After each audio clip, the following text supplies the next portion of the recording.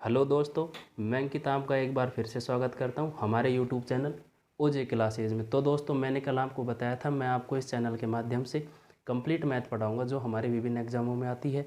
हमने कल number system chapter की शुरुआत की थी, जिसकी एक क्लास हमने हमारे चैनल पर अपलोड कर दी है। आज नंबर सिस्टम की क्लास नंबर 2 है। कल की क्लास में हमने संख्याओं के बारे में जाना, संख्याएँ कौन कौन सी होती हैं, कहाँ समाप्त होती हैं, कहाँ शुरुआत होती है। संख्या जैसे परिमेय संख्या, अपरिमेय संख्या, काल्पनिक संख्या, पूर्ण संख्या, सम संख्या, विषम संख्या, दशमलव संख्या और आदि संख्याओं के बारे में हमने जाना। हम लास्ट इसी नंबर सिस्टम में कर रहे थे क्रमागत सम पूर्णांक, क्रमागत विषम पूर्णांक, इनके बारे में हमने जाना था।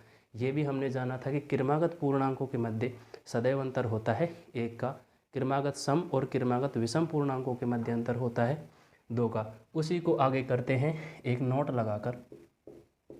हमने जाना था संख्याओं के बारे में। तो दोस्तों, एक ऐसी संख्या है जो ना तो भाज्य संख्या है और ना ही अभाज्य संख्या है। अर्थात एक को हम ना तो भाज्य संख्या कह सकते हैं और ना ही हम एक को अभाज्य संख्या कहते हैं। ये बात विशेष ध्यान रखें, एग्जामों में एक बार डायरेक्ट भी पूछ लिया जाता है। 2 एकमात्र सम अभाज्य संख्या है। भाज्य और अभाज्य के बारे में हमने कल विस्तार से चर्चा की थी नंबर सिस्टम क्लास 1 में, ठीक है। और देखें, 3 सबसे छोटी विषम अभाज्य संख्या है। विषम अभाज्य संख्या है, ठीक है दोस्तों। और एक बात, जैसे 4 ये सबसे छोटी भाज्य संख्या है। यह सबसे छोटी भाज्य संख्या है 4। अब हमने देखा था एक ना तो भाज्य ना अभाज्य है। इसी में आगे हम देखते हैं कि 2 अंकों की सबसे छोटी अभाज्य संख्या कौन सी है। 2 अंकों की अभाज्य संख्या, 2 अंकों की संख्या 10 से और 99 तक होती हैं, जिनमें सबसे छोटी अभाज्य संख्या होती है दोस्तों 11। और सबसे छोटी की बात की, अब हम बात करेंगे सबसे बड़ी संख्या।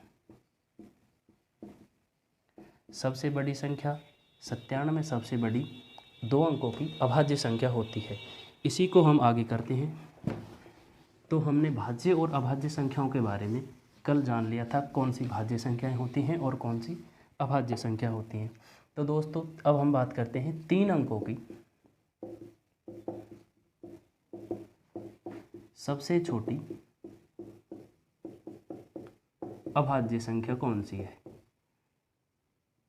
अभाज्य संख्या 3 अंकों की संख्याएं, ये शुरुआत होती हैं 100 से और 999 तक की संख्याएं 3 अंकों की संख्याएं होती हैं। अब हम बात कर रहे हैं इन संख्याओं में सबसे छोटी अभाज्य संख्या 3 अंकों की होती है 101 101 और सबसे बड़ी संख्या होती है 997। ये 3 अंकों की सबसे छोटी संख्या होती है दोस्तों, और 997 3 अंकों की सबसे बड़ी अभाज्य संख्या होती है। अर्थात इन दोनों संख्याओं में किसी का भी भाग नहीं जाता है। इसी को हम आगे करते हैं और कुछ महत्वपूर्ण जानकारी भी संख्याओं के बारे में प्राप्त करते हैं। जैसे दोस्तों, ये भी हम नोट के अंदर ही लिखेंगे, 1 से 9 तक की जो संख्याएं होती हैं, इनमें अंकों की जो संख्या है,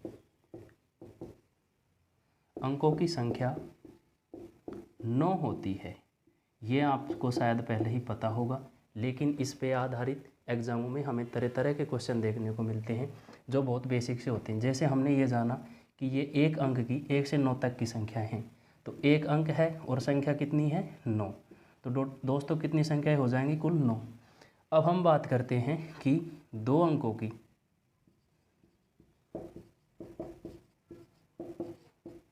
संख्याएं हैं, उनमें अंकों की संख्या कितनी होगी? अंकों की संख्या कितनी होगी दोस्तों? तो 2 अंकों की संख्याएं आप लोग जानते हैं किस कहाँ से सब शुरू होती हैं, 10 से और 99 तक ये संख्याएं होती हैं। अब हम देखते हैं 10 से और 99 तक की संख्या में अंकों की संख्या कितनी होती है। तो हमने देखा कितने अंकों की संख्याएं हैं दोस्तों, 2, और संख्याएं 10 से और 99 तक टोटल संख्याएं कितनी होती हैं? टोटल होती हैं 90 संख्याएं। तो अंक कितने हैं? 2, संख्याएं कितनी हैं दोस्तों? 90। तो कुल अंकों की संख्या हो जाएगी दोस्तों 180। इसमें आपको कोई प्रॉब्लम नहीं होनी चाहिए। अब हम बात करते हैं आगे। ये जो मैं आपको बता रहा हूँ ये सीधे सीधे आरआरबी रेलवे और एसएससी में डायरेक्ट पूछे हुए क्वेश्चन हैं। तो दोस्तों अब हम बात करते हैं 3 अंकों की संख्याओं में कुल अंकों की संख्या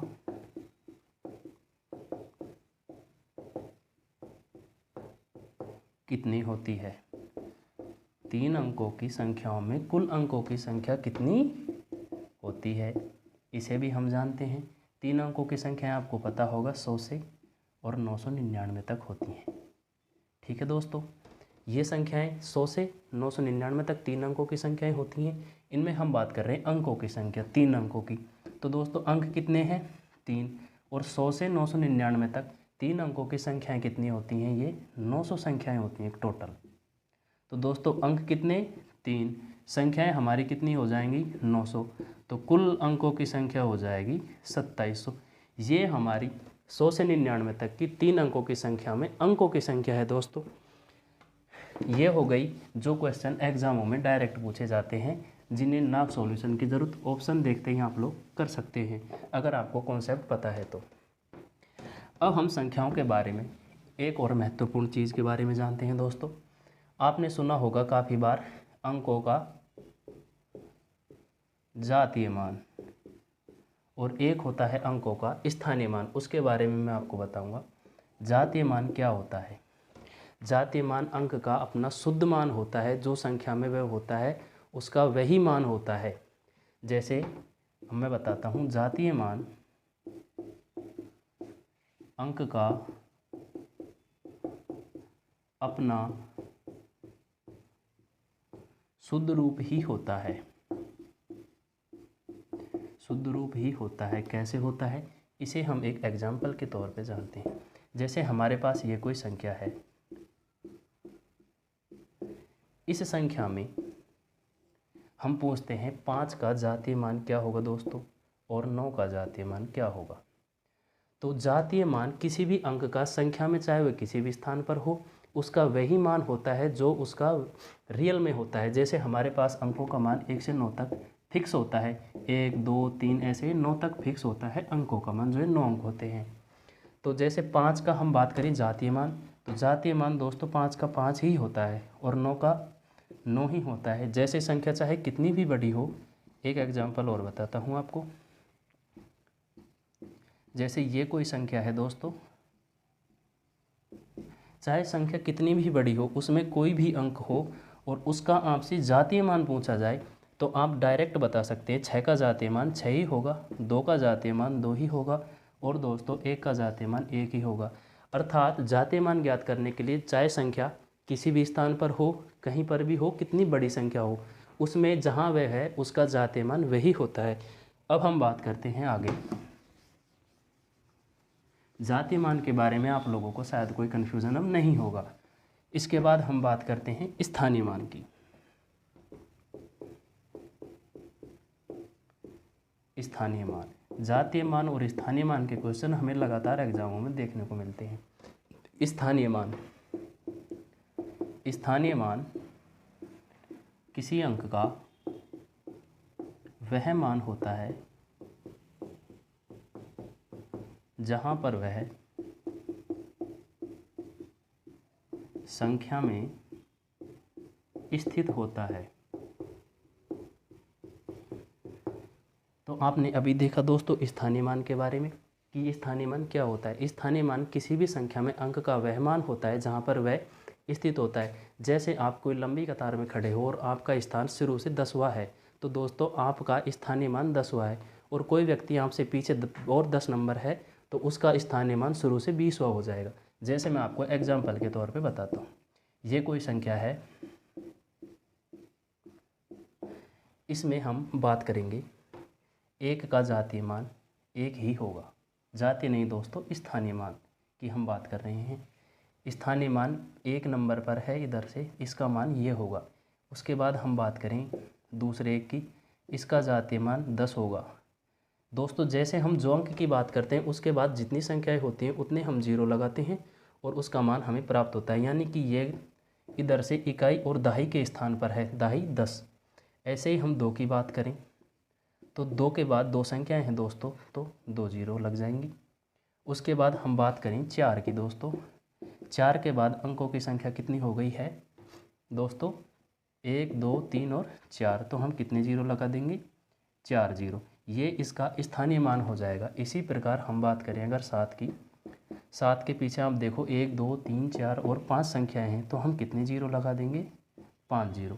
इसी प्रकार अगर हम बात करें 8 की, तो 8 के पीछे दोस्तों देखो 1 2 3 4 5 6, कितने 0 हैं, 6 0। इसी प्रकार ये क्वेश्चन हमें लगातार एग्जामों में देखने को मिलते हैं। मैंने बताया आपको जातीय मान और स्थानीय मान। जातीय मान किसी अंक का वही मान होता है जो संख्या में होता है। अगर मैं आपको एक एग्जाम्पल के माध्यम से और बताना चाहता हूँ आगे, देखिए ये से आपको स्थानीय मान और जातीय मान दोनों क्लियर हो जाएंगे। जैसे ये एग्जाम्पल है दोस्तों, इसमें संख्या है, ये कोई संख्या है। अब आपसे इसमें पूछा जाता है कि 3 का जातीय मान क्या होगा, तो दोस्तों 3 का जातीय मान 3 ही होगा। अगर आपसे पूछा जाए अगला क्वेश्चन कि 6 का स्थानीय मान कितना होगा, तो हम लिख देंगे 6, इकाई, दहाई, सैकड़ा, हज़ार, 10,000, लाख। तो ये कितने नंबर पर है दोस्तों, लाख पर है। लेकिन हमें ऐसा नहीं करना, हमें 1 2 3 4 5 इसके कितने 0 लगा देनी है दोस्तों, 5 0। तो ये इसका स्थानीय मान हो जाएगा। इसमें आपको कोई डाउट नहीं होना चाहिए। अब मैं आपको जो मैंने संख्याएं बताई थी उन पे आधारित क्वेश्चन कराता हूँ जो हमें लगातार एग्जामों में देखने को मिलते हैं। अब आपको जातीय मान और स्थानीय मान के बारे में कोई कन्फ्यूज़न नहीं रहा होगा दोस्तों। अब हम शुरुआत करते हैं क्वेश्चनों की। तो हम देखते हैं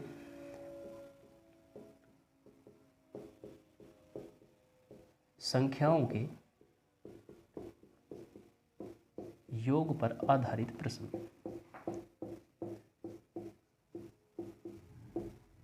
संख्याओं के योग पर आधारित प्रश्न। मैंने आपको शुरुआत से संख्याओं के बारे में जानकारी दी, संख्याएं कहाँ से प्रारंभ होती हैं और कहाँ समाप्त होती हैं। उसके बाद हमने कुछ छोटे कॉन्सेप्ट जैसे स्थानीय मान, जातीय मान, क्रमागत सम और क्रमागत विषम पूर्णांकों के बारे में जानकारी की। उसी को हम आगे कंटिन्यू करते हुए अब करेंगे संख्याओं पर आधारित प्रश्न। किस प्रकार एग्जाम, अब मैं आपको संख्याओं पर आधारित प्रश्न कराऊंगा। संख्याओं पर आधारित किस प्रकार के प्रश्न आते हैं, एग्जामों में कैसे प्रश्न पूछे जाते हैं। तो दोस्तों शुरुआत करते हैं एक एग्जाम्पल के माध्यम से।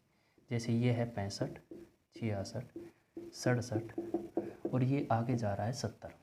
ठीक है दोस्तों, ये है क्रमागत सम पूर्णांक। क्रमागत सम नहीं, ये ओनली क्रमागत पूर्णांक है। इनके मध्य अंतर आपको पता होगा कितना है, 1 1। ऐसे ही हम बात करें अगर आगे, जैसे ये है 72 और ये 100 तक जाता है दोस्तों। तो ये आपको पता है क्रमागत कैसा है, संपूर्णांक है। इसमें सार्वंतर होगा दोस्तों 2 का। अब हम ये तो अच्छी तरह से पता करना सीख गए हैं कि क्रमागत में 1 अंतर और क्रमागत सम और विषम में अंतर होता है 2 का।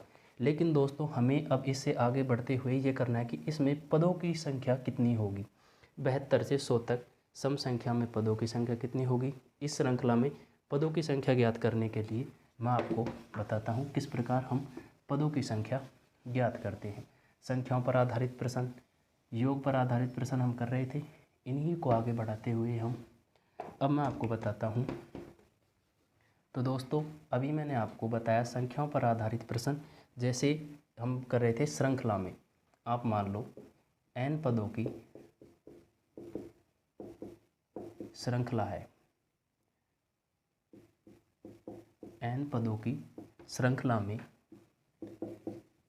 श्रृंखला में पदों की संख्या अगर कोई श्रृंखला जो n पदों की है, जैसे ये श्रृंखला चालू हो रही है 1 2 3 4 और ये n अंक तक जाती है, तो हमें इस श्रृंखला में कुल पद कितने होंगे उनके बारे में जानना है। तो दोस्तों देखें, इसमें हम पदों की संख्या के निकालने के लिए मैं आपको एक फॉर्मूला बताता हूँ। वैसे शॉर्ट ट्रिक भी होते हैं, लेकिन दोस्तों हम जानते हैं शॉर्ट ट्रिक एग्ज़ाम में हमें कभी भी याद नहीं रहती है।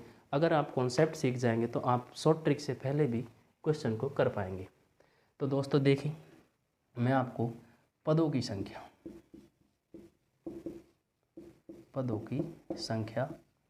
n बराबर, इसके लिए एक फॉर्मूला होता है अंतिम पद माइनस प्रथम पद बटे सार्वय अंतर।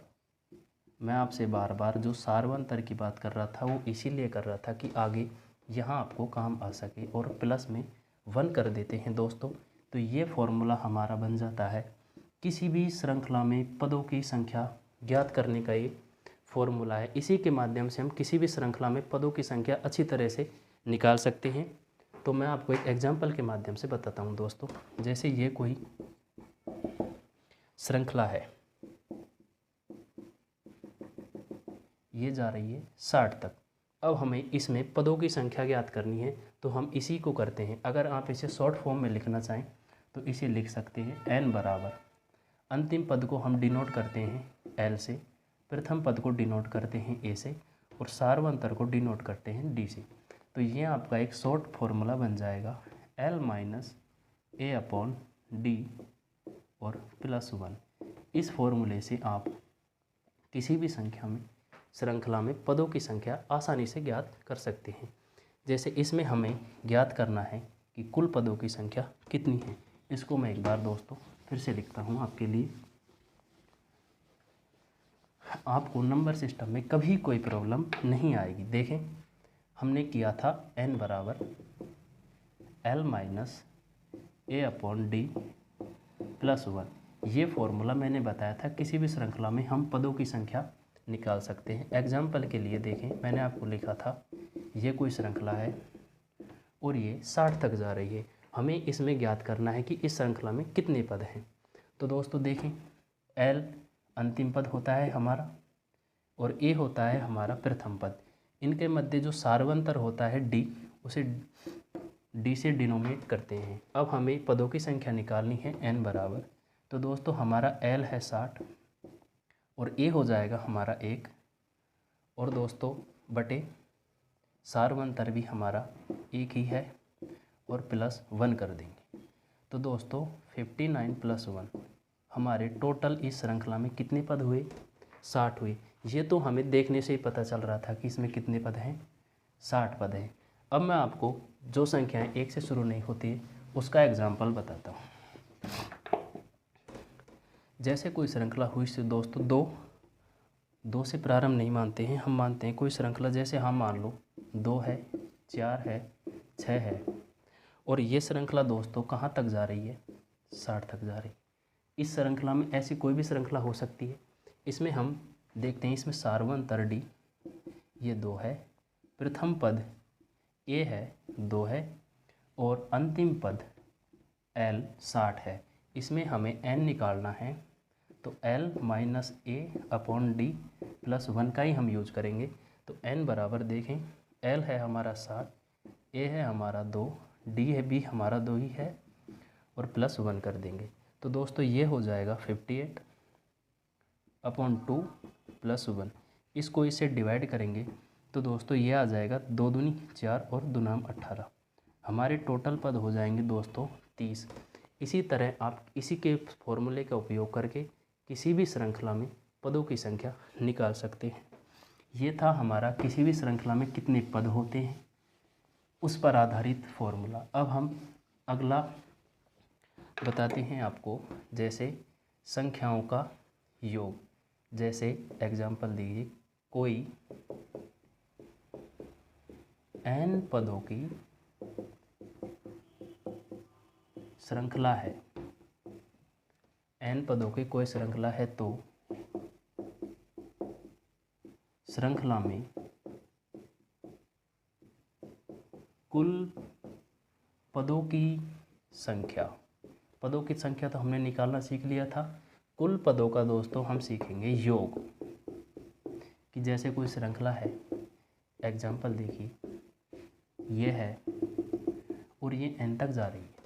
इस श्रृंखला में अगर हमें पदों की संख्या तो हमने निकालना सीख लिया है, अब हम इसका योग निकालेंगे।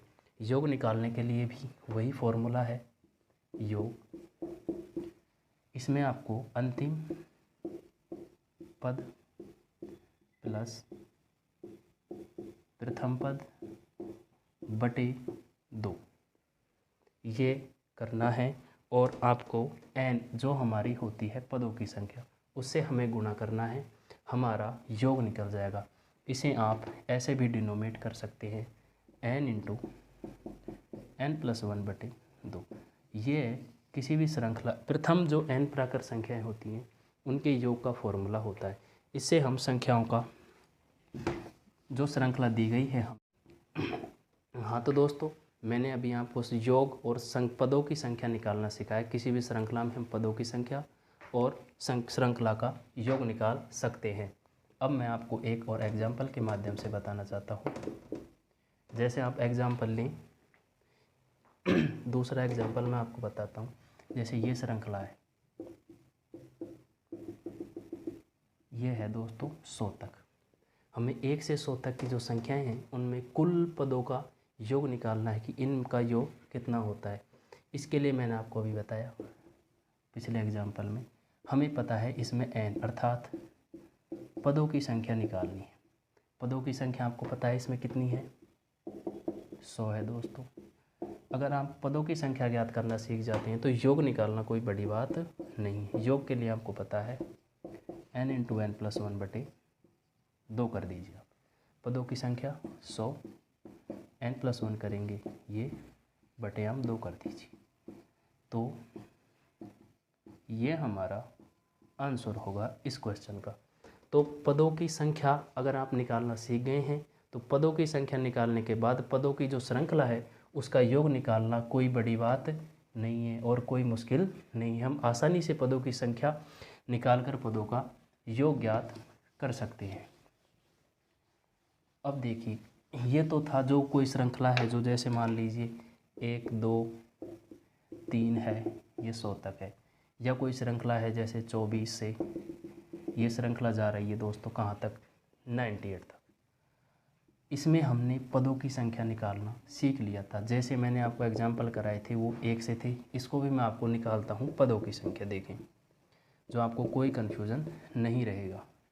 ये है हमारा लास्ट, ये है हमारा फर्स्ट। इसमें आगे आप ये लिख लीजिए यहाँ पर, अर्थात इसमें जो सार्वंतर d होगा वो 2 होगा। अब हमें इसमें पदों की संख्या निकालनी है। इसके लिए लास्ट माइनस फर्स्ट, सार्वंतर और प्लस में 1 कर देना है दोस्तों।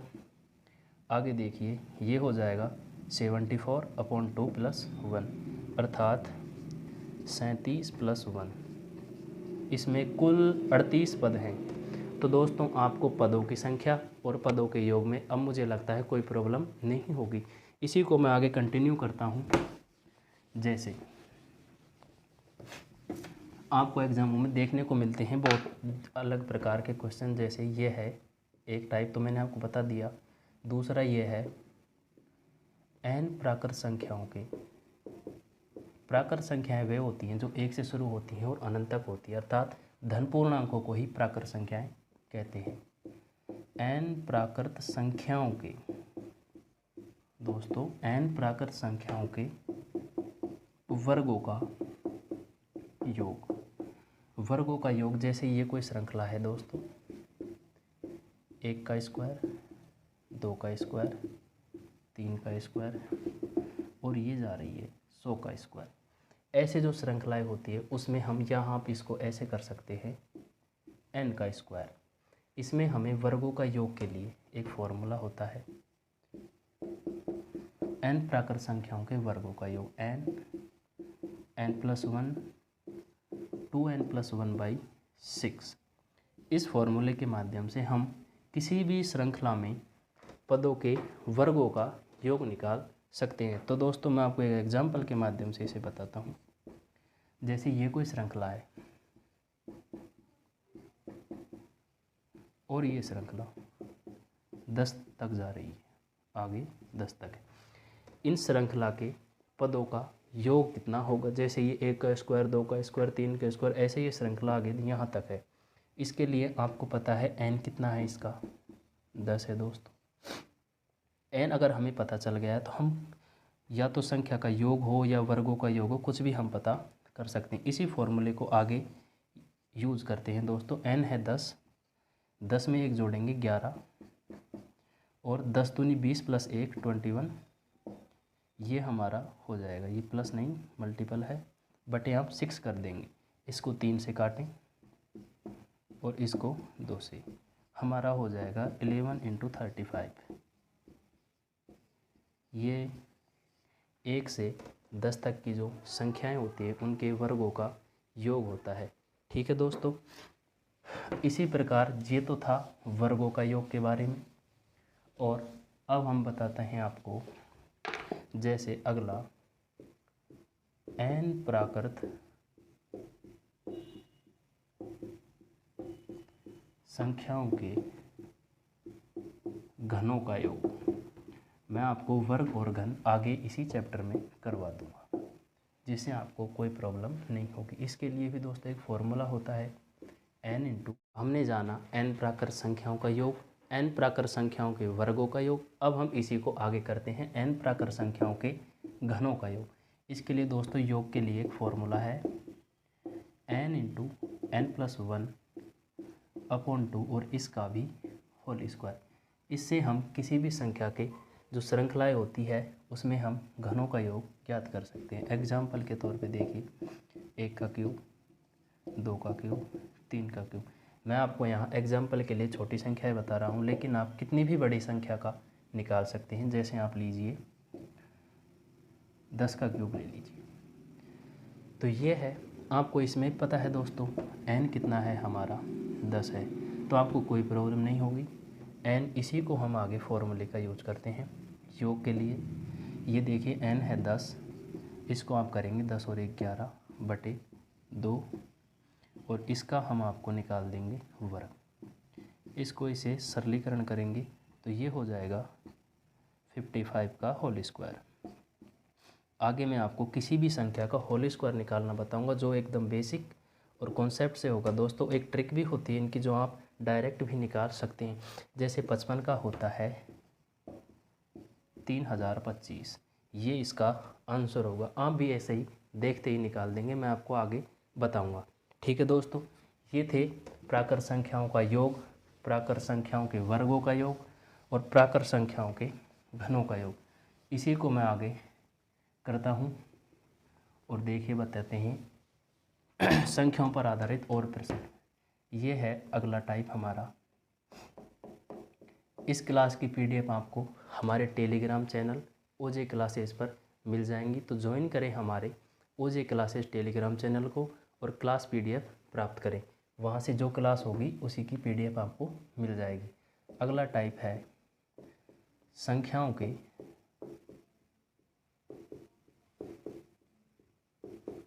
योग व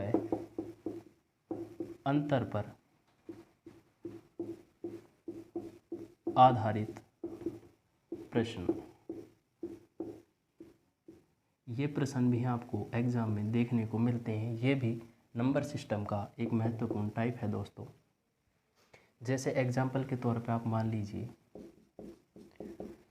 ये कोई संख्या है। जैसे मैं बताता हूँ, किसी संख्या के, जैसे ये कोई संख्या है a+b। चलो मैं आपको एक क्वेश्चन के माध्यम से बताता हूँ। कोई संख्या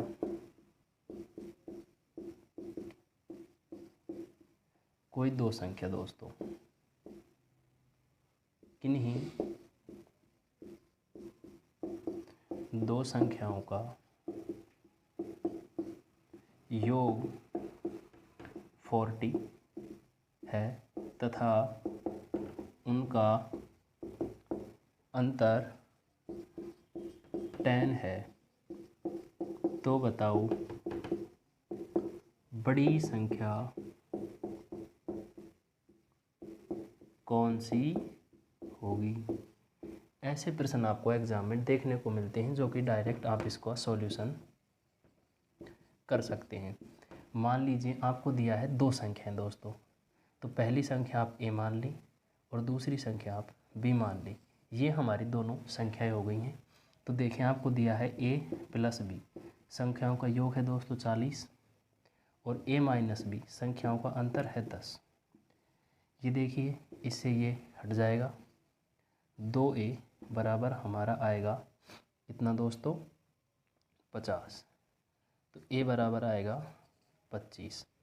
तो हमारी जो बड़ी संख्या है वह है 25 और जो छोटी संख्या है वह आएगी 15। देखिए इनका योग है दोस्तों 40 और इनका अंतर है वह 10। तो ये प्रश्न देखने में ऐसे होते हैं, बाकी इतने हार्ड नहीं होते हैं। इसका और एक अगला मैं आपको बताता हूँ। एग्जाम्पल के तौर पे देखिए ये प्रश्न जो मैं बता रहा हूँ ये आपको रेलवे और दिल्ली पुलिस जैसे एग्ज़ाम में देखने को मिलेगा। तो दोस्तों देखें क्वेश्चन देखें, किन्हीं 4 क्रमागत संख्याओं का योग 60 है तो सबसे बड़ी व सबसे छोटी संख्या बताओ तथा इनका अंतर भी बताओ। ठीक है दोस्तों, जैसे कि 4 क्रमागत संख्याएं हैं, क्रमागत का आपको पता है x है तो अगली संख्या x प्लस होगी, x+1, x+2, x+3। इसी प्रकार हम आगे करेंगे। देखिए हमें दिया गया है 4 क्रमागत संख्याएं। अगर हम मान लें इसका सॉल्यूशन देखें,